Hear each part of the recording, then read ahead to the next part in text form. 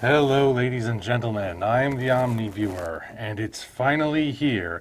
Titanic Creations' second high articulation figure and second licensed kaiju figure, no less than South Korea's very own Yongary, the original, not the one from Reptilian. So, it just arrived, and I have just gotten it out of the box. So let's take a closer look and see if this figure really delivers. Naturally got to start with Yongary himself because naturally he's the main point, right? In terms of overall detail, this does look pretty darn close to what we see in the movie. Obviously it's gonna be a little bit more detailed, add a little more than you might have gotten out of the suit, but it still does look pretty darn accurate and loaded with articulation points. Just about everywhere. You know, his mouth can open and close. You maybe have to work a little to get it to stay closed, as I'm finding out. You can move his head around. I'm just being careful, of course, because it does feel like the joints aren't necessarily as solid as you would see in a Haya figure, where, you know, he moves, but it takes a little effort to do it. Here, movement's a little bit easier, but I can't shake the feeling that also means I've got to be a little more careful with him. But I can't say there are any complaints in that regard. I do wonder if the tail might have a similar issue to what the Gorgo figure had, where if you try to mess around with it too much, the end segments might pop off. So, like I said, I'm going to be careful. You know, that's the risk you take when you're doing these articulated figures, right? You want them to be able to move, so you got to actually have them be able to move, and sometimes that makes them kind of delicate. Like I said, I'm having a hard time getting the jaw to stay closed if he moves around too much. And it seems like the tail is permanently sort of sculpted in that S form. Although you can still move it about, of course. But otherwise, does look pretty good overall. You know, obviously Yongary is one of the more derivative kaiju designs, you might say, based on a certain Godzilla. But it does capture the look of the suit and adds that certain level that only a figure can, that makes him look really cool and not just like a rubber suit. It's also worth noting, if we put him next to Gorgo, their first articulated figure, he's literally a head taller than this one. The Gorgo figure, of course, actually has slightly more solid joints, but overall, I think the figure itself, like I said, I'm intentionally being careful with it, but overall it does seem that you can actually do quite a few poses with him. And, yeah, the overall detail and articulation do seem pretty solid, but this isn't just about Yongary, of course. The Titanic Creations figures, since they started going into these articulated things, they've tried to make it that even though they're not cheap, they at least want to give you some more bang for your buck. And as such, you saw a little hint in the beginning, this Yongary comes with a bunch of different accessories. So let's start with the ones that directly affect Yongary. So as you know, if you've seen the movie, or if you've watched my review, which I'm sure you have, and if you haven't, there will be links, you know that Yongary has two particular abilities. First, he can breathe fire. This is the flame breath effect, sort of a translucent orange with a little bit of a gradient for yellow and red towards the tip. And if you look inside the mouth, there's the little nozzle, and flame breath fits in like that, and looks pretty good. It stays there, you know, you can shake it around, it's not going to come loose. So it's not going to be like with a figure arts or monster arts thing where the effect needs its own separate stand. You just insert it into the nozzle and it's there. But then there's also the laser he fires from his horn, and I know a lot of us were wondering, or at least I was wondering, how the heck are they going to do that? Well, they made a separate horn with horn with the laser effect. And yes, that means this horn is detachable. In fact, the figure comes with the horn detached. And they say you can display it that way, but it also leaves a giant hole in the middle of his face, and we don't want that. So, if we put the horn in like this, there you go. Again, sort of a gradient of orange to yellow, and I do see the tip curls up, but the laser effect appears to be soft, so you can mess around with it a little bit. But otherwise, it shoots kind of straight. You can't really position it unless you change his posture. But, you know, that's not that big of a deal to me. So, okay, we're off to a pretty good start in terms of accessories. But what about the other things? Because this Yongary comes with quite a bit extra. For starters, we have vehicles. Now, Gorgo also came with some vehicles, came with 3 fighter planes. I'll be bringing them up again in a moment. But Yongary comes with even more.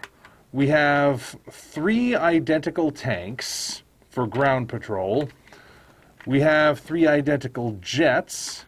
And we have a helicopter, as seen at the end of the movie. Now, in terms of detail, they're relatively simple. In fact, they seem to have an ascending order of quality or descending order of quality as I mentioned them. The tanks appear to be the most detailed, which, you know, isn't by a whole lot. They have a little star painted there, you see, details in the treads. It looks like the turret should be able to turn, but I haven't been able to get him to do it yet. Maybe I'm just not trying hard enough, or maybe I'm being timid because I don't want to break them. But the tanks overall look good. Pretty much a solid shade of green aside from the stars. The jets are solid gray with red-tipped wings and a slightly lighter gray for the cockpit. And, you know, they're supposed to look very sleek, so they're not quite as detailed. The helicopter, meanwhile, lighter on detail even more than that, and only paint detail is a little patch of red on either side. The rotors do not turn, but, you know, it's tiny. But how do you get these aircraft into the air? Now, this is where things will get a little interesting. You see, like I said, Gorgo came with 3 planes that are supported by these wires that stick into this base. And this base proved to be something of a frustration, I guess you could say, for me and other fans, because on the one hand, it does work, and being so small, it doesn't take up a lot of surface area, but being so small and not taking up a lot of surface area, it's also not very stable. So when you stick the wires into them and you're trying to position everything to get just right, it's going to tip over. That's not even up for debate. It will tip over. You're going to be standing it back up as you're trying to position everything just right. Plus, you know, it's just a black disc. It doesn't actually look all that interesting. So, to start things off, here's the new base that they have, as you can see with the 4 holes in there. And yes, there are the wires as well.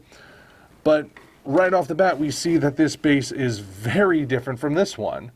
More surface area for starters, so I have a feeling it's not going to tip over as easily. It doesn't mean that things won't fall over, but it won't be because of lack of stability. And it's painted to look like a street. So it's not just a base, it's also a piece of terrain. Now, does it work? I'm asking that question genuinely at this point because, like I said, I just got this out of the box. I don't know if it's going to work or not, but I'm going to find out, and you will find out after we dissolve into the next shot. All right, here they are supported. I just stuck the wires in. I didn't try to do anything fancy with them. And I can confirm, far more stable. I did not have any trouble getting these things on there, getting it to stand. You shake it around, it's going to be fine. So I always like to give props to companies that listen to feedback. Titanic Creations is one of those companies. They definitely listen to the feedback here. So this is a huge improvement over the previous stand. Not that I dislike what came before, but like I said, wasn't the most functional thing. This is far more functional. And next up we have the oil cans. Oil can what? Well, not a whole lot because they're just designed to sit there. But what's really impressive is that there are 3 of these suckers inside the box. Obviously, 3 oil cans is not enough to make the entire oil field like we see in the movie, but it's enough that you can still create the illusion. It's also worth noting that they are essentially all the same. Well, actually, no. They're each a little bit different, aren't they? Or are they? Yeah. Yeah, they're basically the same, but you can position them to look a little bit different. Plus, to my surprise, the tops can come off of them. They're just hollow inside, there's nothing in there. But if you wanted to add some kind of a flame effect like you see in the movie, then removing the top is going to make it much easier. They're also fairly light, not very heavy. And again, because they're just huge cans that are meant to be silver and just scenery, there's not a whole lot to them. But the fact that there are 3 of them, and they are to the proper scale and everything, that ain't hay.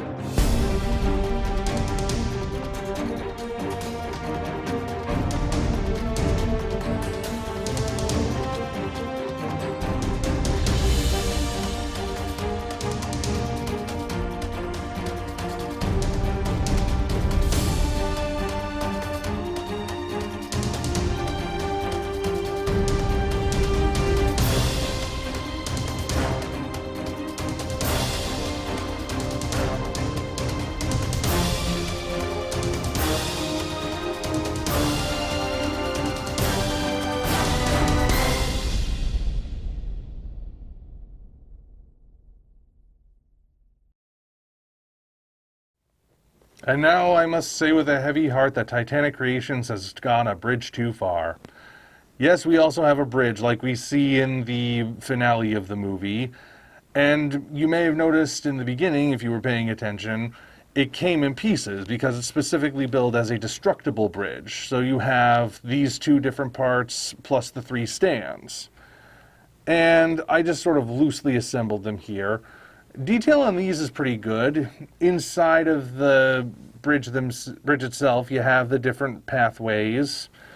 And the stands clearly do the job. I hesitate to call it really a destructible bridge because it's not like there's actual battle damage you can do with this sort of thing. You have Yongary come along and knock it over. I mean, that's the full effect of it. But, it still does look pretty interesting. I don't know 100% if it's to the proper scale because I look at the road here, I look at how wide the road is on this display base, and there is quite a difference. The road on the base is wider than the entire bridge.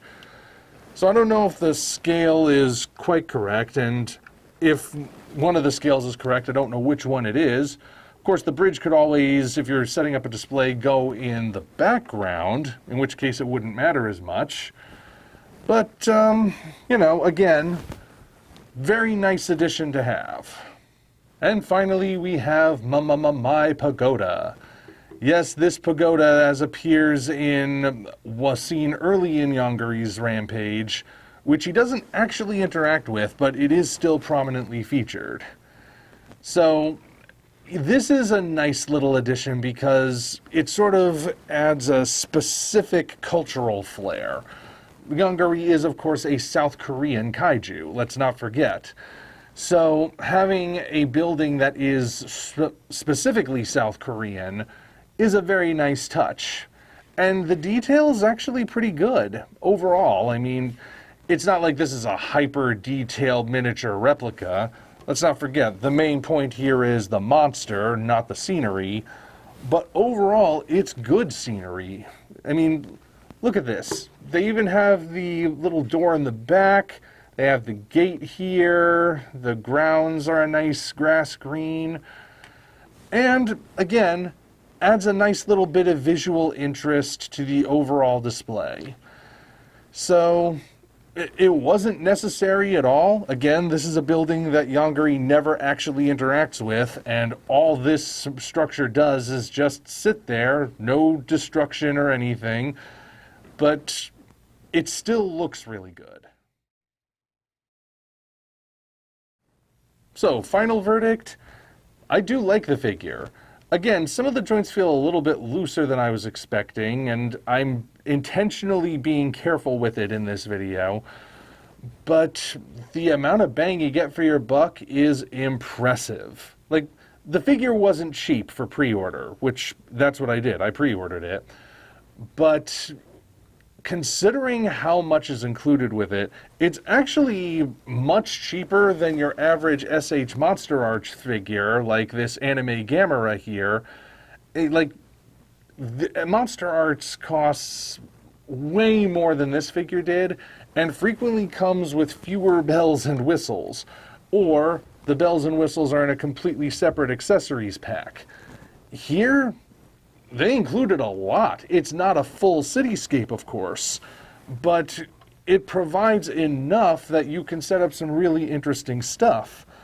And of course, he scales very well with figure arts kinds of things. So there's a lot of display potential here. I think that they really did deliver with this one. Are they going to deliver as well with their technically not Pulgasari figure? We will see, but for now, I think they really pulled out all the stops with Yongary, and it paid off big time. So, those are my thoughts on this particular figure, and I will call that it for now. Until such time as we meet again, this is the Omni Viewer signing off.